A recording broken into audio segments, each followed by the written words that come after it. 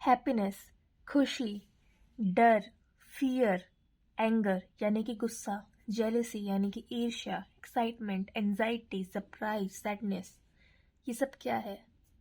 ये सब है बेसिक इमोशंस जो कि हम सबके अंदर होता है, और हम सबके अंदर ये डेवलपमेंट होता है इसका फ्रॉम द चाइल्डहुड, जब से हम पैदा होते हैं। ठीक है, तो आज हम पढ़ने जा रहे हैं emotional development in developmental psychology. So let's start.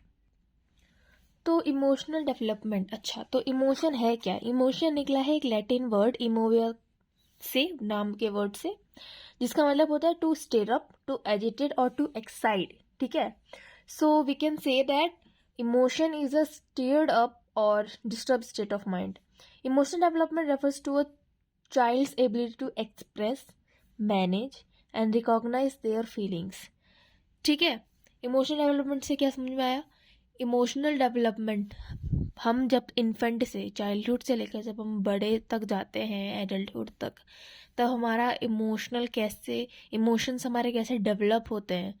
ठीक है, कुछ स्टेजेस में होते हैं, है ना, कुछ स्टेप्स होते, तो वही हम पढ़ेंगे। ठीक, इमोशनल डेवलपमेंट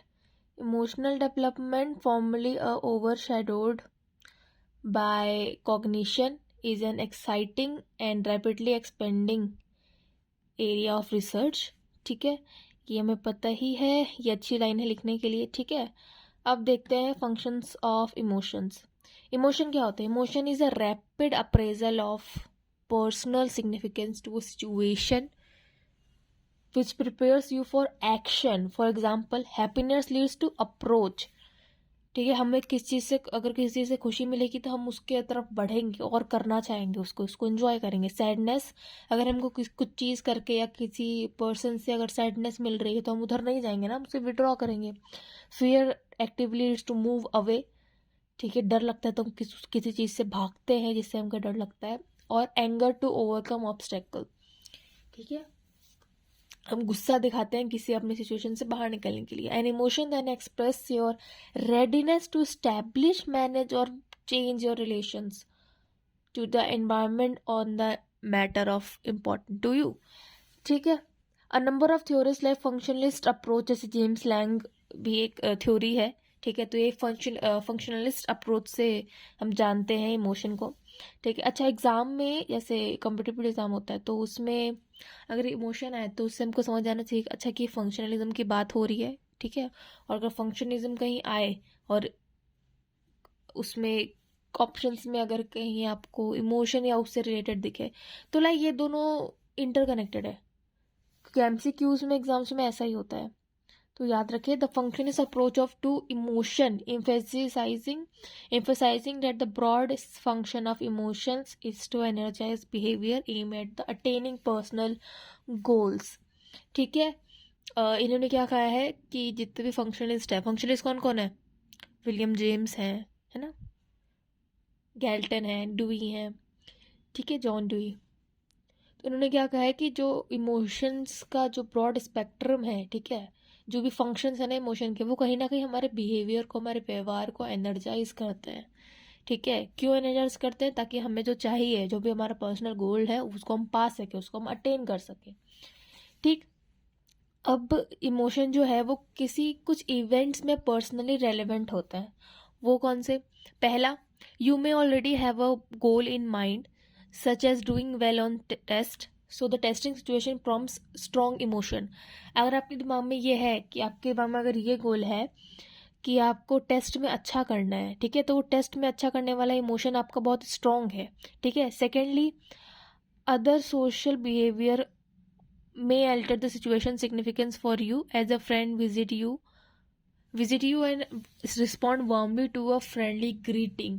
ठीक है, आपका बिहेवियर डिपेंड करता है कि आगे वाला है। ठीक है, फॉर एग्जांपल अगर आपका फ्रेंड मिले और आपको एक अच्छे से ग्रीट करे तो आप भी उसको अच्छे से ग्रीट करोगे। ठीक है, आप अगर अच्छे से उसने अगर आपसे अच्छे से बात की और अच्छा इमोशन जनरेट हुआ तो आप भी उसको ही अच्छा इमोशन जनरेट होगा और आप भी उसको वैसे ही रिस्पॉन्ड करोगे, ग्रीट करोगे। ठीक है, थर्ड है एनी सेंसेशन और state of mind, a sound, sight, taste, smell, touch, memory and imagining can become personally relevant and evoke emotion positive और नेगेटिव, ये जेम्स लाइक वाली थोड़ी थोड़ी रिलेटेड है कि जैसे अगर आपको स्नेक दिखा तो आप पहले भागोगे, ठीक है, आपको डर लगेगा, फिर आप भागोगे और फिर ये आपको पसीने वसीने आएंगे। तो ये डिपेंड करता है कि आपने कैसा sight, sound, smell, taste, touch, memory and imagine किया है, ठीक है, और उस हिसाब से आपका इमोशन इवोक होता है, ठीक है, कि वो अच्छा इमोशन है या बुरा इमोशन है, डिपेंडिंग अपॉन कैसा आपने स्टेट ऑफ माइंड किया है अपना,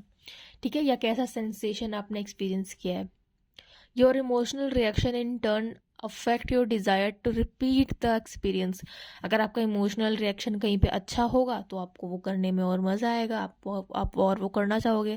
फॉर एग्जांपल, अगर आपकी कोई कज़न है, वो आपको बहुत अच्छी लगती हैं या बहुत अच्छे लगते हैं, या आप उनको बहुत एक आइडियल मानते हैं, या कोई भी ऐसा इंसान, अगर उसके साथ आपका एक अच्छा इमोशनल कनेक्ट बन गया है तो आप बार बार उनसे बात करना चाहोगे, उनसे मिलना चाहोगे।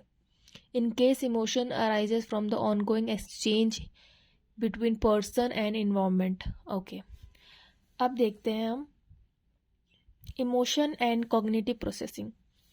Emotional reaction can lead to learning that is essential for survival. For example, a caregiver's highly charged no is sufficient to keep most newly walking toddlers from the touching an electric outlet.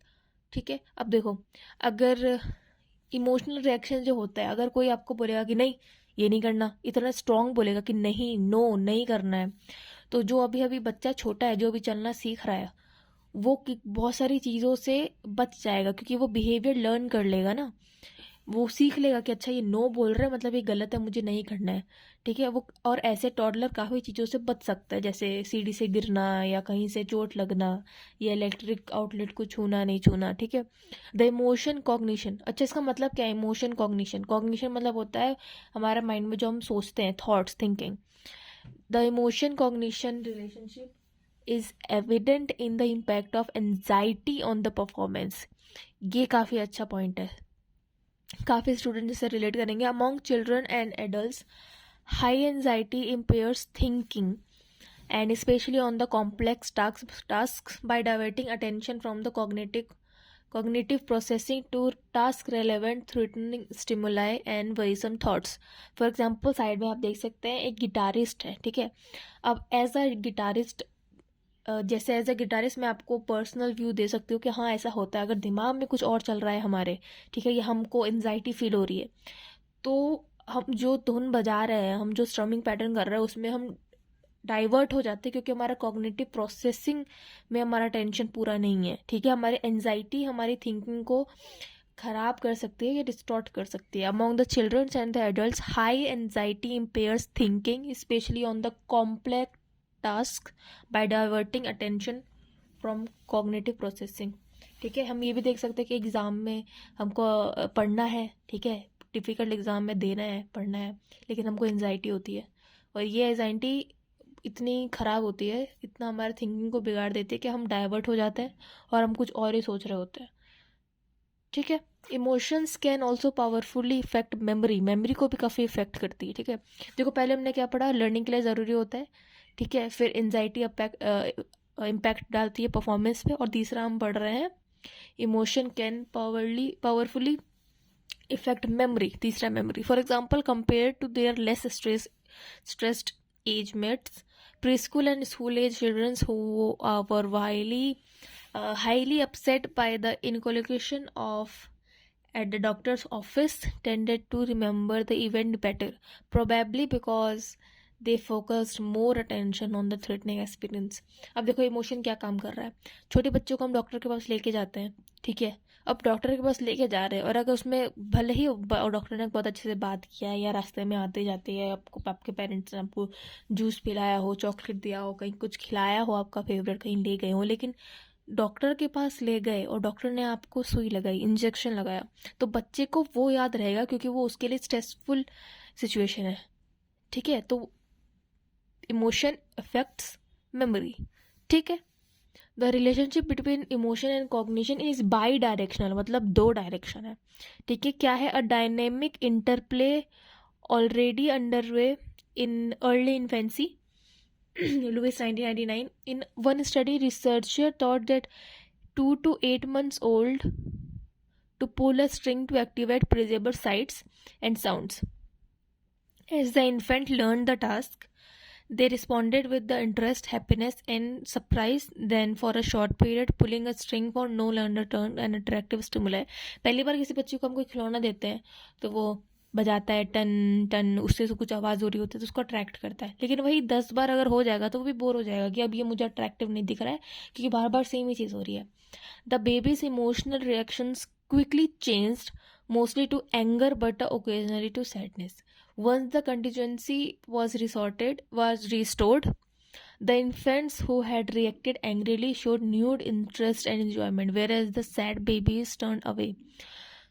Emotions were interwoven with the cognitive processing, serving as the outcome of mastery and the energizing force of continued involvement and learning. ठीक है. Emotions and social behavior. Children's emotional signals such as smiling, crying, attentive interest powerfully affect the behavior of others. Similarly, the emotional reactions of others regulate children's social behavior. Careful analysis of caregivers infant interaction revealed by the 3rd month, ठीक है, जब बच्चा 3 साल का होता है, 3 month का होता है, तब केयर गिवर और इन्फेंट, केयर गिवर कोई भी हो सकता है, उसकी नैनी हो सकती है, उसके पापा हो सकते हैं, मम्मी हो सकते हैं, ज़रूरी नहीं है कि सिर्फ मम्मी हो. Caregiver infant interaction reveal that by of 3 months. ये वाला आपने कॉन्सेप्ट किसने पढ़ा था? अटैचमेंट थ्योरी में. ठीक है. A complex communication system is in the place in which each partner responds in an appropriate and a carefully timed fashion to the other's cues. In several studies, researchers disrupt this exchange of emotional signals by having a parent assume either a still-faced, unreactive pose or a depressed emotional state. 2 से 7 महीने के बच्चों में क्या होता है, वो try करते हैं फेशियल एक्सप्रेशन का या वोकलाइज, वो बोलना चाहते हैं, ऐसे कुछ करते हैं. ठीक है. एंड उनके बॉडी मूवमेंट्स होता है जो कि वो अपने पेरेंट्स को रिस्पॉन्ड करते हैं. When this effort failed they turn away, frowned and cried. जब वो ये नहीं कर पाते हैं इमिटेट या नहीं बोल पाते तो वो रोने लगते हैं. ठीक है. वो वहाँ से हट जाते हैं.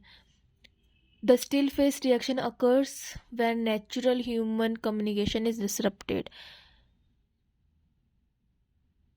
Not a still-faced doll or a mother wearing a still-faced mask. मतलब ह्यूमन का जो स्टिल फेस है, ठीक है, सीधा जो फेस है, नॉर्मल जो भी फेस होता है, वो कब अकर होता है, वो रिएक्शन, वैसा रिएक्शन कब आता है जब ह्यूमन जो कम्युनिकेशन हो रहा है, जो नेचुरल हम जैसे बात कर रहे हैं, वो कहीं ना कहीं से डिसरप्ट हो गए. ठीक है, डिस्टर्ब हो जाए. And is identical in American, Canadian and Chinese babies, suggesting that it is a built-in withdrawal response to caregivers lack of communication.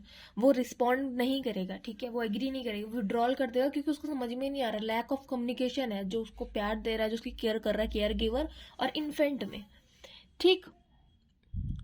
Clearly when engaged in face-to-face interaction, even young infants expect their partners to be emotional responsive. ठीक है.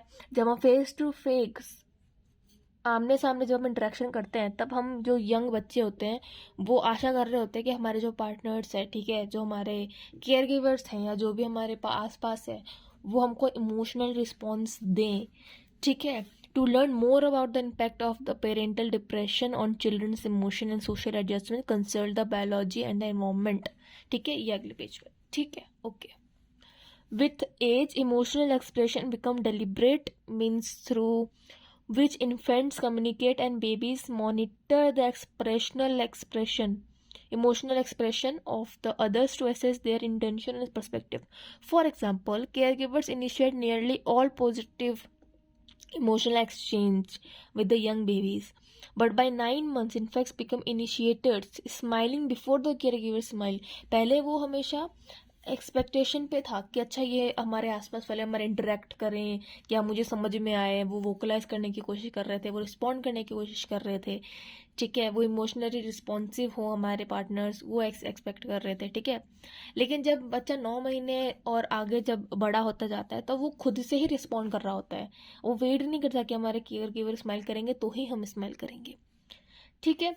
But by the 9 months infants become initiators, smiling before the caregiver smile. Furthermore, recall from the chapter 9 that by the end of the year, babies become increasingly skilled at the joint attention, following the caregiver's line of regard. In this joint attentional episode, infants and toddlers pick up not only verbal information but also emotional information.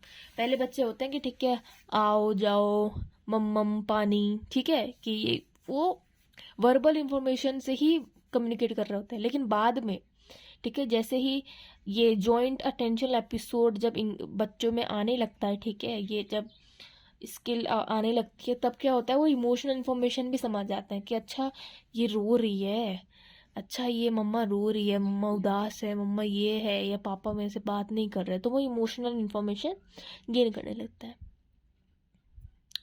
We will see that the when faced with an unfamiliar people, object, or events, taught older infants pay close attention to their caregivers' affect using it as a guide for how to respond. Through this checking of others' emotions called social referencing. Social referencing is the important word, ठीक है। Through this checking of others emotion, हम ना social referencing हमेशा करते रहते हैं कि अच्छा ये मैंने किया तो ये उनको कैसा लग रहा होगा, या ये खास करके बचपन में मैं तो बहुत करती थी कि मैं पानी लेके आई तो मैं मम्मा पापा को देखूंगी कि अरे मैंने काम किया है, मुझे आप शाबाशी दो, ठीक है, आप मुझे या तो रिस्पॉन्ड करो कि मैंने ये किया है। तो हम इनसे सोशल रेफरेंसिंग बहुत करते हैं। Young children learn how to behave in a great many everyday situations. One 18-month-old, on his witnessing his newborn sister cry, monitored his mother's reaction.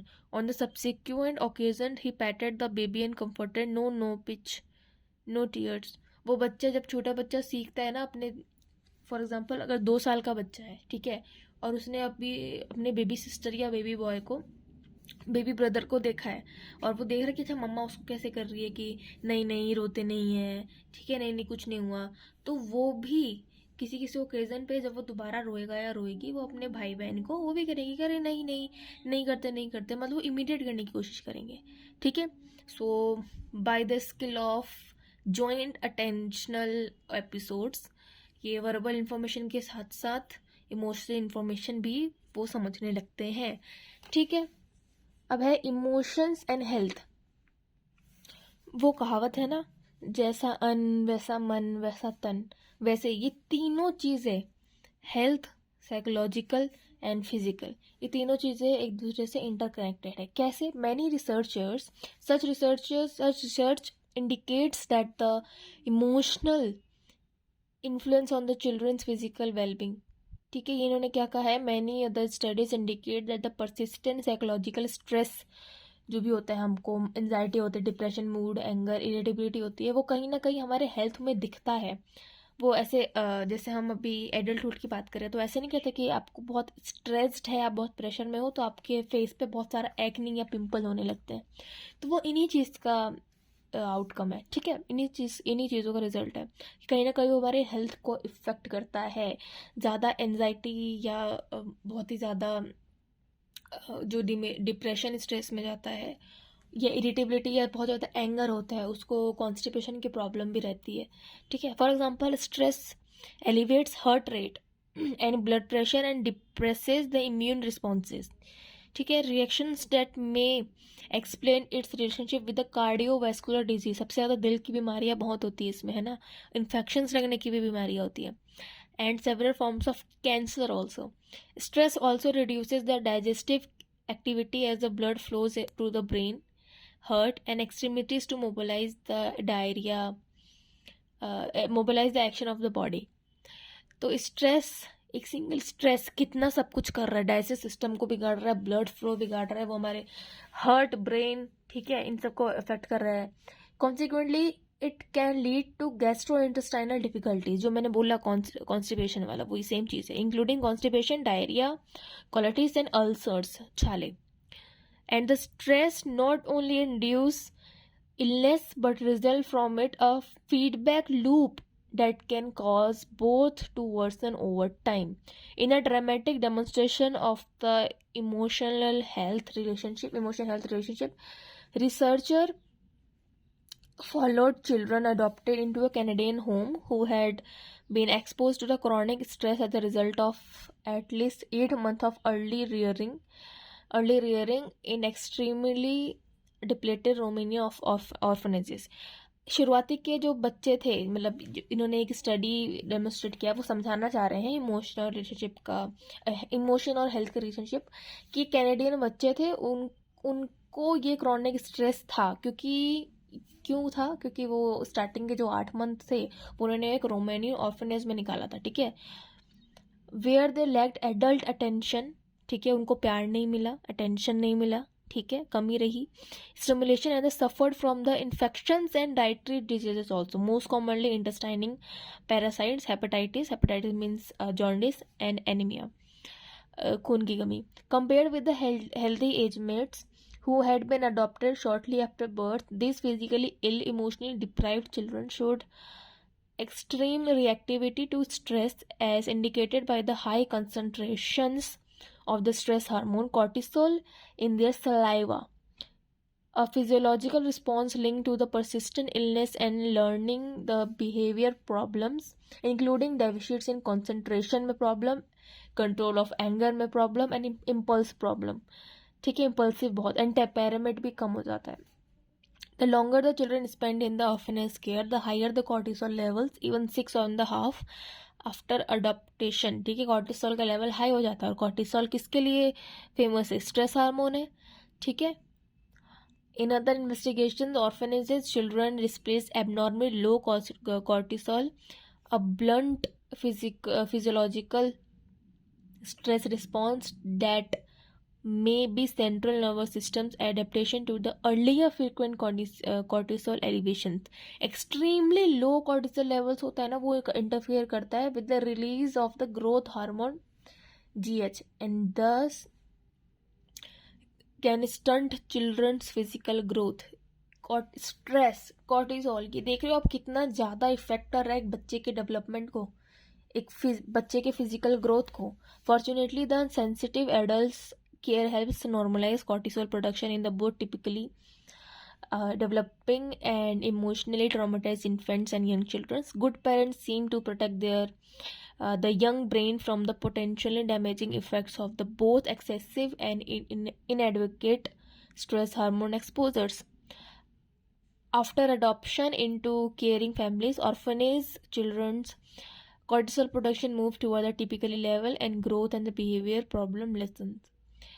So nevertheless, as we saw in this chapter, we again हम पढ़ेंगे कि कैसे many institutionalized children adopted after spending much time of their first year in deprived institutions suffer from serious lasting and adjustment difficulties. So आप देख सकते हैं कि orphanage के बच्चा, ठीक है, उसको कैसे lack of care, attention, love हुआ, उससे कैसे वो स्ट्रेस उसका इंक्रीज हुआ, स्ट्रेस हुआ तो मतलब स्ट्रेस हार्मोन कॉर्टिसोल के लेवल बढ़ा, तो वो कैसे फिजियोलॉजिकल साइकोलॉजिकल चेंजेस हो रहे हैं. तो मैं तो ये कहना चाहूँगी कि ऑर्फनेज के बच्चे हैं उनको या तो आप किसी अच्छे इंस्टीट्यूशन में डालिए या अडॉप्टेशन को आप एक नया प्रमोट कीजिए, क्योंकि ये पढ़ने के बाद अगर आप मेरे साथ यहाँ तक बने हुए हैं और अंदर से जो आपकी फीलिंग आ रही है, अगर आप मेरे जैसे हैं, ठीक है, ये अच्छे से आपने ये पढ़ा है, तो मैं तो ये कहना चाहूँगी कि वी शुड प्रमोट अडॉप्शन, क्योंकि जो बच्चे ऑर्फनेज में रह रहे हैं उनको काफ़ी चीज़ों की कमी है जिनसे भविष्य उनका बहुत ख़राब हो रहा है. और हमारे देश के बच्चों का भविष्य ख़राब होगा तो कहीं ना कहीं देश के भविष्य पे भी इम्फेक्ट है ना, इफेक्ट तो पड़ेगा. Okay, so this is all about emotional development and आगे हम पढ़ेंगे development of emotional expression. So thank you so much for watching. And अभी तक अगर आपने मेरा वीडियो लाइक नहीं किया तो लाइक कर दे, कमेंट करके बताएं कौन सा नेक्स्ट आपको टॉपिक चाहिए, और प्लीज़ सब्सक्राइब कर दो, ठीक है क्योंकि बहुत मेहनत लगती है, ठीक है। So thank you so much, bye.